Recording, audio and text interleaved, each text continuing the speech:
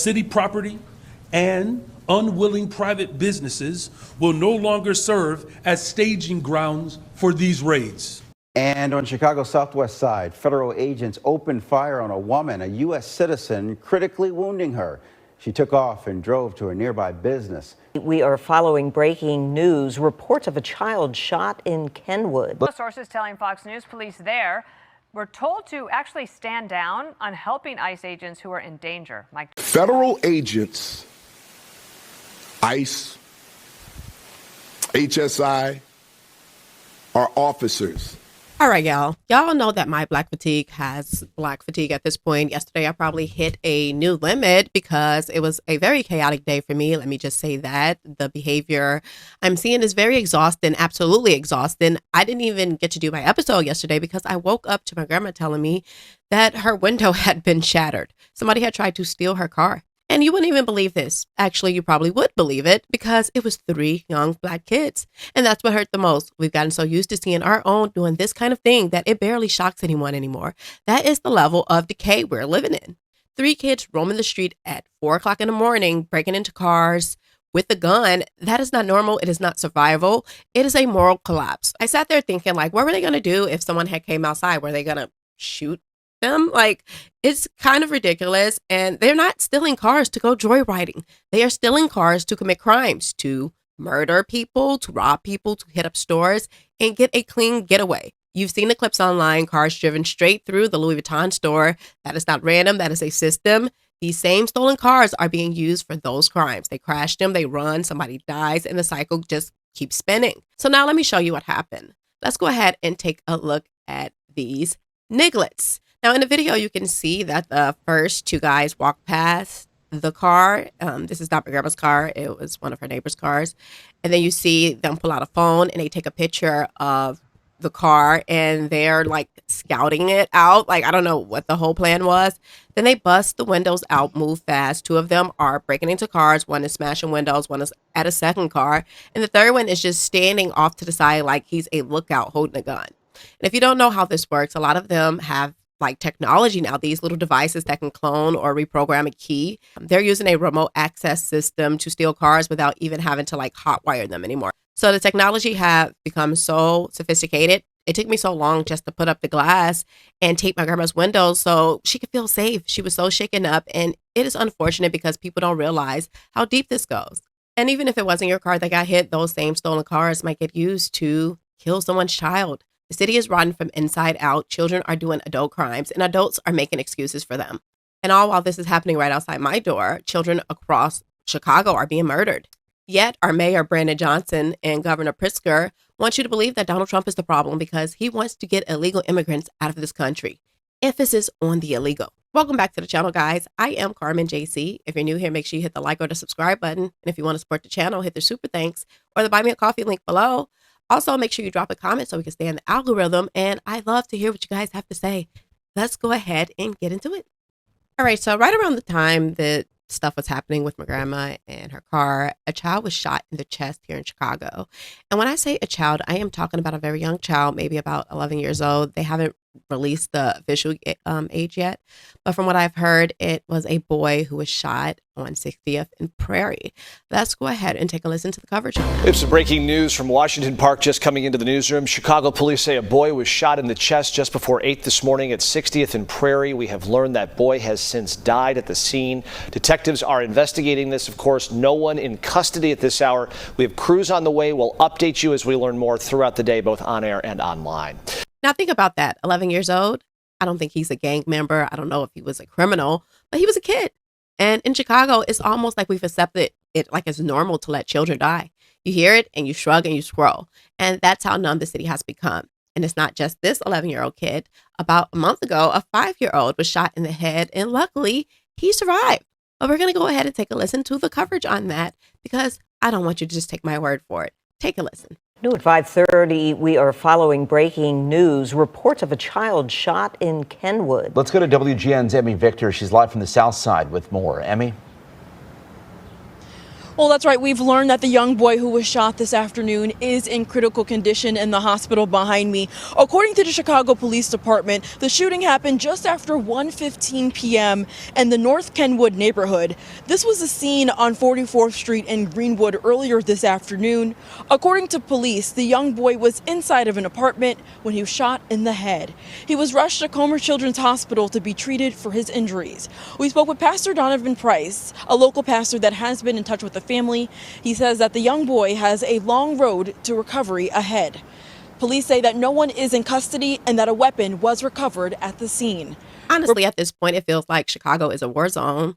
Actually, Chicago much so is a war zone. Much like in Gaza, children are dying. I don't know how long we're supposed to keep living like this, except here, the war isn't over land or politics.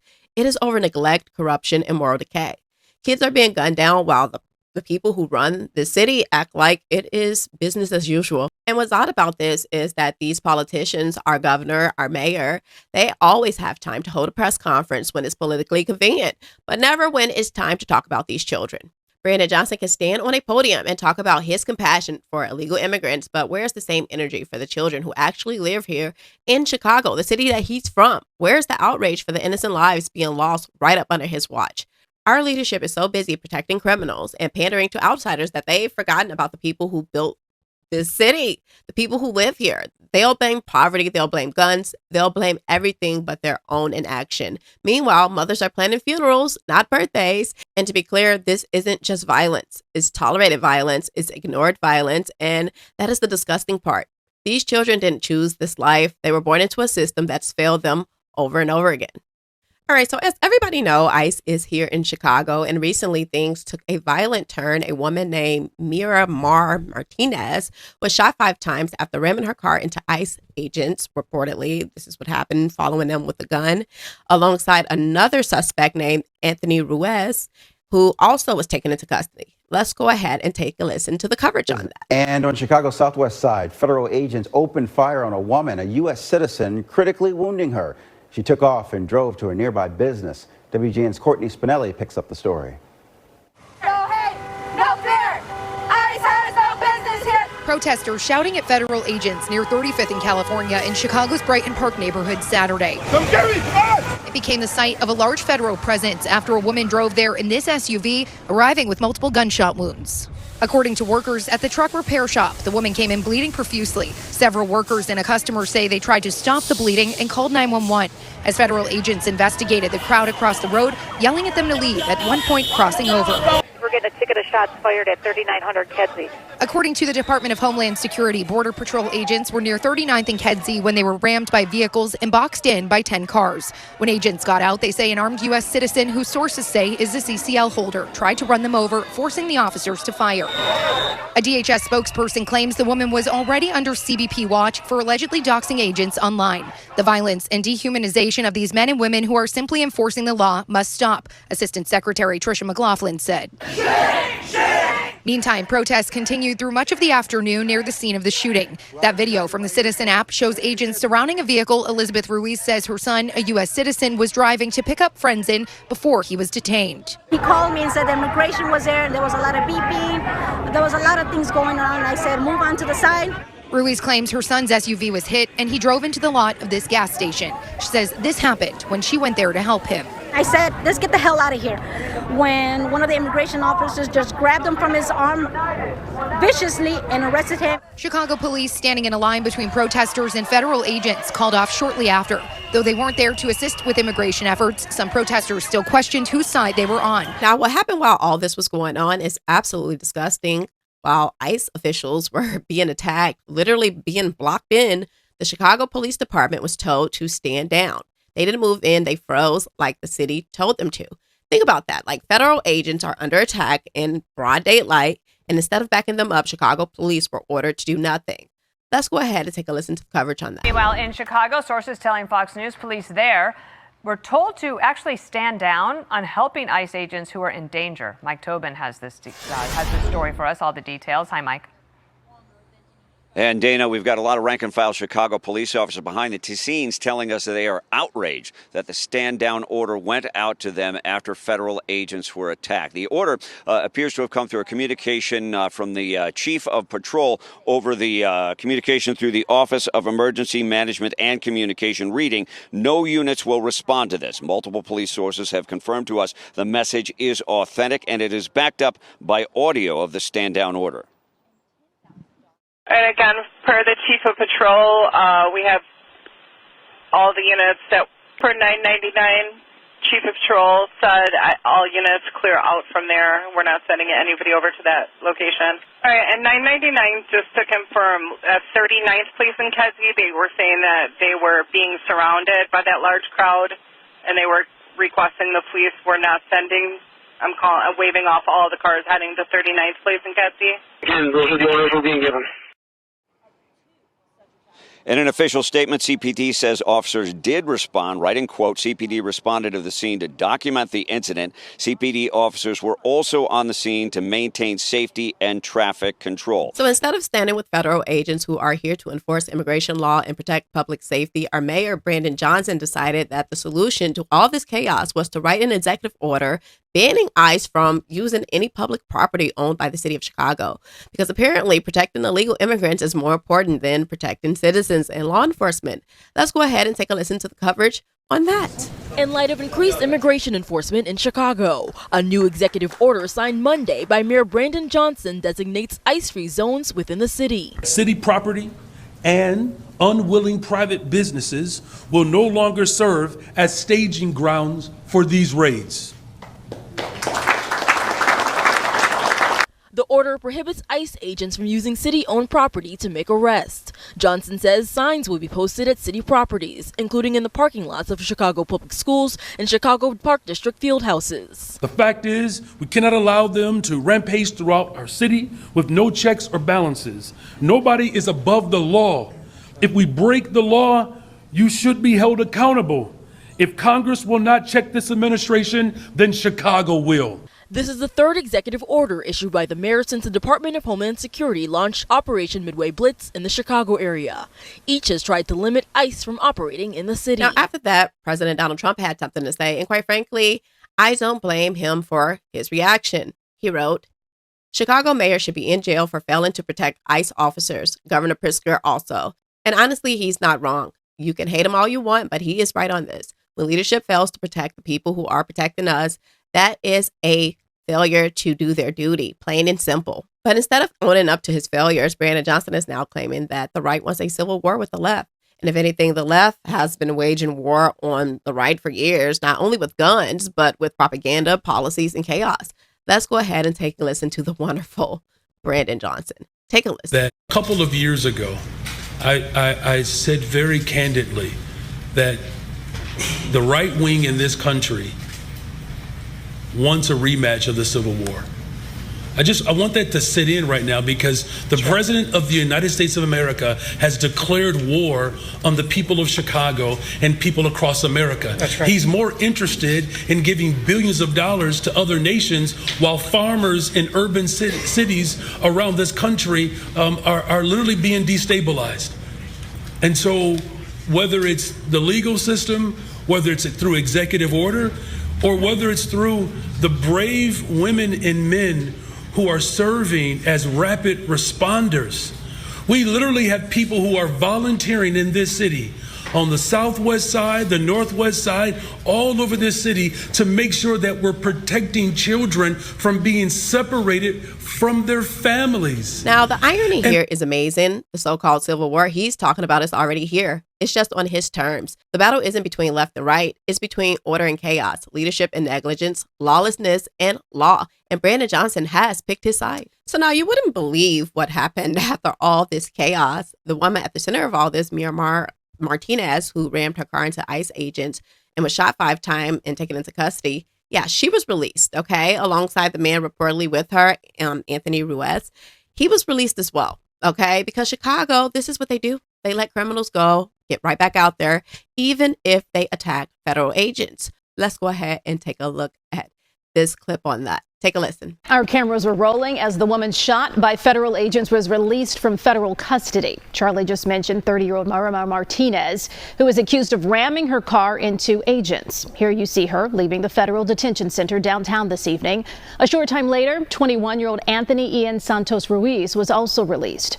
According to the criminal complaint, Martinez and Ruiz forcibly assaulted, resisted, opposed, impeded, intimidated, and interfered with an officer. Now, this right here proves exactly why protecting ICE and law enforcement officials is non-negotiable. You cannot have order without consequences. And when law enforcement does their job only to have the system turn around and undo it, that is not justice, that is sabotage. And I have to say, the Chicago police superintendent actually had the best take on this whole situation. He said we have to protect all the officers who work for the government, because without them, there is no stability, there's no country. And for one, someone in leadership was absolutely right. Maybe he needs to take Brandon Johnson's job. Go ahead and take a listen. Federal agents, ICE, HSI, are officers. They are agents of law enforcement. If you box them in with vehicles, it is reasonable for them to believe that they are being ambushed and that this could end in a deadly situation. And it's reasonable for them to use force based on those conditions. Do not box in any law enforcement officer. You are breaking the law when you do that. And you are putting yourself in danger. Following law enforcement agents around. The question is why? What do you plan on doing? It's also reasonable for them to believe that you're eventually going to do harm to them. If you ram any vehicle, especially that one that contains law enforcement agents, and that's any law enforcement, local, state, federal, county, and you do this intentionally, this is considered deadly force. Deadly force is anything that can cause great bodily harm or death. When you plow into a vehicle that contains law enforcement agents, you're using deadly force. And they can use deadly force in response to stop you. Now, to be clear, deportations aren't political. They're about survival. They're about protecting this country, supporting ICE, supporting law enforcement, and supporting the rule of law.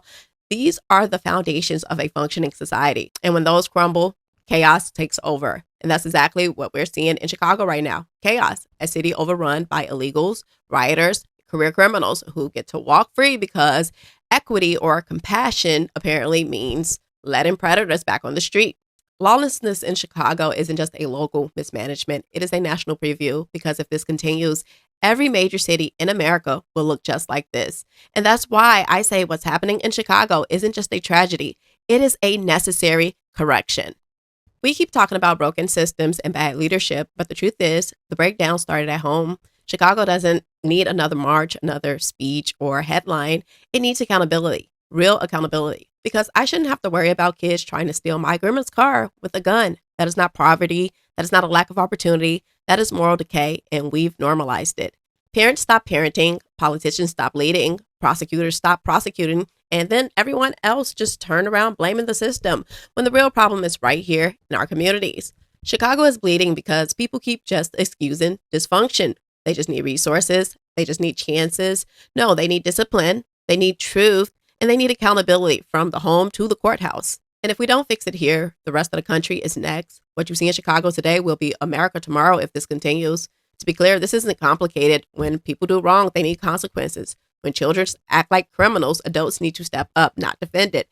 And when leadership fails, they need to be replaced, not reelected. Accountability starts at home. Until that happens, the headlines, the heartbreak, and the hypocrisy will just keep repeating. All right, guys, I'm going to get into some of you guys' comments. Juan Robinson says, thank you for being my source of Black culture that I do not normally get exposed to and explaining it. I appreciate you, Warren Robinson. it's been a lot. It is actually really, really like kind of heavy to have that constantly and take all this like negativity and then just like tell people about it to only get attacked for trying to bring light to it. Marcus Daniel says, I am so sorry for all the unwarranted pushback. You are right on point with everything you're saying. Evil is taken over with too many people not knowing right from wrong anymore.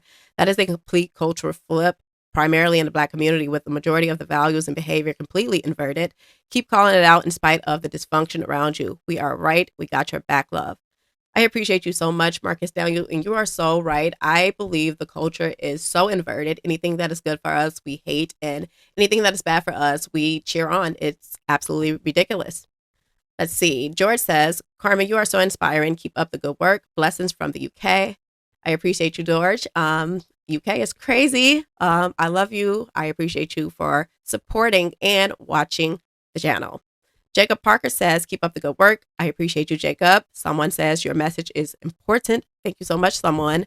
Jeff Dunstan says, keep up the good work. I appreciate your voice. Thank you so much, Jeff. I appreciate you as well. Tom Mello says, keep up the good work. You are leading in a way to build people up. Unfortunately, too often, the people benefiting off dysfunction are powerful. You are so right to call out the white elites. There's equal depravity of culture in that group. You know, I definitely think that, you know, as far as the elites, it's definitely something that needs to be called out. But, you know, I personally think that we have to call out the people around us first, because we can call out the elites all we want. But if we have a lot of dysfunction around us, it's not going to do anything, because you're going to be fighting that battle all alone. You see a lot of people fighting those battles and they just get canceled. They get canceled. Donald J. Patriot says, hi, Carmen. I appreciate how you break things down and speak the truth. You would be awesome as a Turning Point USA advocate and speaker. I would love to see you go to Tennessee State and speak. Yeah, I don't know how I feel about like speaking publicly. I mean, I don't mind speaking publicly, but just like with the political climate and how aggressive people are, I'm just like, I just want to be in my own little bubble. I just want to try to get the information out how I can, but I'm not going to say I would never do it. Rick Marsh says, I feel cleaner after listening to you. Thank you so much, Rick Marsh. You are always supporting the channel. You are so awesome. Bro from Another says, you're the best. Thank you, Bro from Another. Patrick Wilson says, thanks. Quindy Eskimo says, thanks. Deb Terrell says, thanks. JJ says, thanks. Enjoy your coffee. Stay strong. Keith Morris says, thank you. I appreciate you, Keith Morris. Richard Thompson says, thanks. Dave Penn says, Carmen, keep up the good work. I'm happy to support you. I appreciate you so much, Dave Penn. You're always supported me a lot. I really appreciate it. Min Powell says, thanks. Quiddy Eskimo says, here's a special donation to celebrate your amazing milestone to 150K subscribers. I really appreciate that, Quindy Eskimo. I was super, super excited when I hit 150K, and it is because of all of you, each one of you guys supporting the channel, donating to the channel, and just keeping me going, literally. You guys are so awesome and amazing, and I don't know what I would do without you guys. It is just beyond words. I am Carmen Jaycee. If you're new here, hit the like or the subscribe button. Or if you want to support the channel, hit the super thanks or the buy me a coffee link below. And do not forget to go ahead and drop a comment for the algorithm. I love you guys so, so much. And I will see you guys next time. I'm breaking chains, freeing minds, it's a time to rise. Conscious culture in my veins, yeah, we see through the lies. They telling stories, trying to mold what we thinking inside. But I'm cutting through illusions, showing truth